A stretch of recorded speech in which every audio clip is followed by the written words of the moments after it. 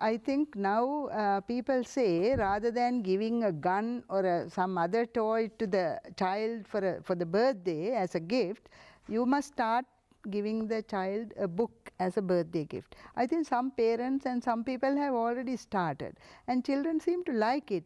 Now this International Book Fair, parents come with children and children love to buy books. Some people ask, they buy books and take home the books, but do they read? That's another question. But that's ගෙදර up මහා to the පොතක් ඇති නකුරක්වත් මම දන්නේ නැත. ඒකේ මුල මතක නැත. Right.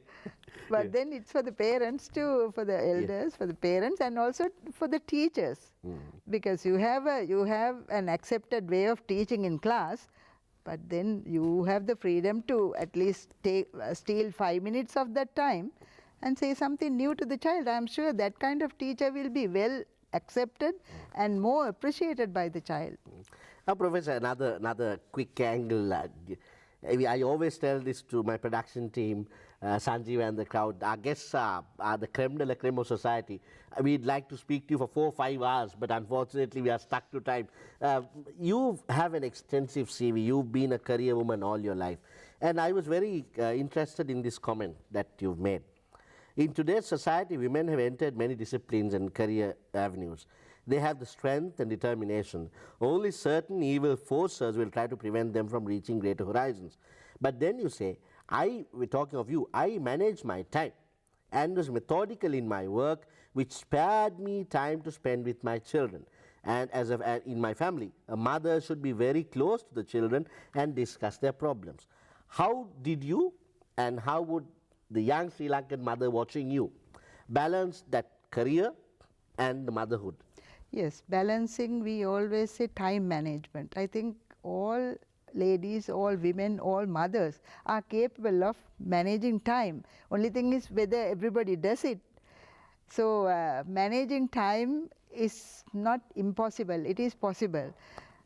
What I normally do is, now tomorrow what I have to do, actually not only tomorrow, I have my diary, the next week work, everything is marked there, but whatever comes new will drop within that little spaces that are there. So anyway, managing time is the most important thing. Now mothers will come back from office and they'll be so tired and they have to do their cooking and all that, so they will say, I have no time for children. But they should find time. Did you do all this? I did, actually. I was with my children. Fortunately, I had my mother also to assist me. And I had time for my children and my husband had time for the children. So we both did a lot with them. And we discussed things with them and they discussed things with us. And not only about studies, but other things, sports or whatever, music or whatever. And about life we discuss. So parents should do that. Then only, as I said in that comment that you made now, quoted now, a mother especially should be like a friend to the child. Now in earlier society, fathers were treated as, somebody who cannot approach. But now I think father and mother both, they are very close to the child. Only thing is, there are some parents, some fathers and some mothers who think that they should earn as much as possible for the benefit of the child. By the time they have collected so much money, the child has gone maybe astray or some, cannot be corrected. So what they should do is, from very young age, they must be with the children as much as possible. Of course, people are very busy, that's true. But then somehow try and find that time. But then your children are your children and you brought them to this world, and you should make sure it's your responsibility, your duty. It is your responsibility. Now there you go. Those future generations of Sri Lankan ladies, particularly, not particularly the ladies, everyone, but particularly the ladies who would probably look, at least after today, upon Professor Kusuma Karnaratha as your role model. But this is a lady who's speaking of balancing that time, who has been the first female professor of Sinhala, first woman to head the department. She would later on go to become the dean, the first acting vice chancellor of the University of Colombo, and Fulbright fellow, winner of many awards, including the Leah Varuna Award, speaking of the importance of balancing time as a mother and a housewife whilst you build your career. On that note, Professor, can I also ask you, you've written much in addition to your extensive CV and your busy schedule and managing your time as a housewife, you've written much. You were speaking of your tsunami books that you want to comment a little. Yes, it's the title is Punchi Kate Vature Gihing. Some people make a mistake saying Punchi Kate Vatura Gihing. Right. It's not Vatura Gihing, it's Vature Gihing. Gihing. Now, there's a story by that with the title. I wrote 12 stories and published a book titled Punchi Kate Vature Gihing. The theme is tsunami, and the bad experience we all had, not only Sri Lanka, several other countries. So I took actually the human situations. How parents lost their children, how husbands lost their wives, and the problems that the children had, and all kinds of things. And the events that I had heard of and seen in newspapers and so on, I recreated those. So these are not factual stories, but they're based on facts. But then the story is mine. It's a news story actually, not the way it really happened.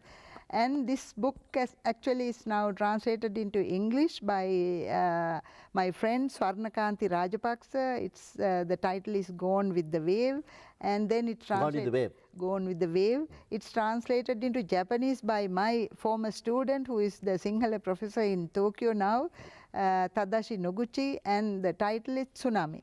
Actually, even though we say tsunami, the real Japanese word is tsunami, T-S-U-N-A. Oh, I see. There's no long There's no hyphen vowel. on the A. Yes. It's Altayanna, Suyanna, Nayanna, Miyanna. Tsunami. Tsunami. So my student Tadashi Noguchi published the Japanese translation with the Japanese title, and also it's translated into Spanish and Tamil translation, then Italian, German, those are on the way. Can we, much to talk, but time is running out. Can we leave, we always ask our viewers this question for the benefit of our viewers. What does Kusuma Karunaratne have to say to the future Sri Lanka watching out there in this new future that we have got to build a better tomorrow? What is your message to the people watching there? Actually, we have had bad experiences, several bad experiences, and now we have come to a stage where we can breathe freely. So we must make use of that new environment, new atmosphere, and think of our future and our children's future. And we must try to be honest, methodical, and also we must manage time correctly, and we have to be a good example to our children and to our younger generation. Professor, I keep on repeating this. It's been an absolute pleasure having you on the program. Thank you very much for consenting to be on Checkmate. I know that we were trying for a long time to get you. And there you go, folks at home. We come to the end of our Checkmate tonight.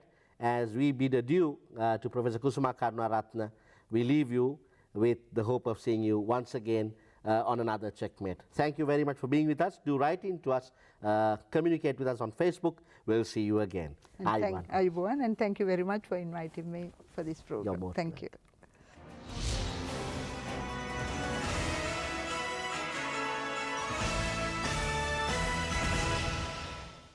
So, together with the production team of Checkmate, we once again bid you good night.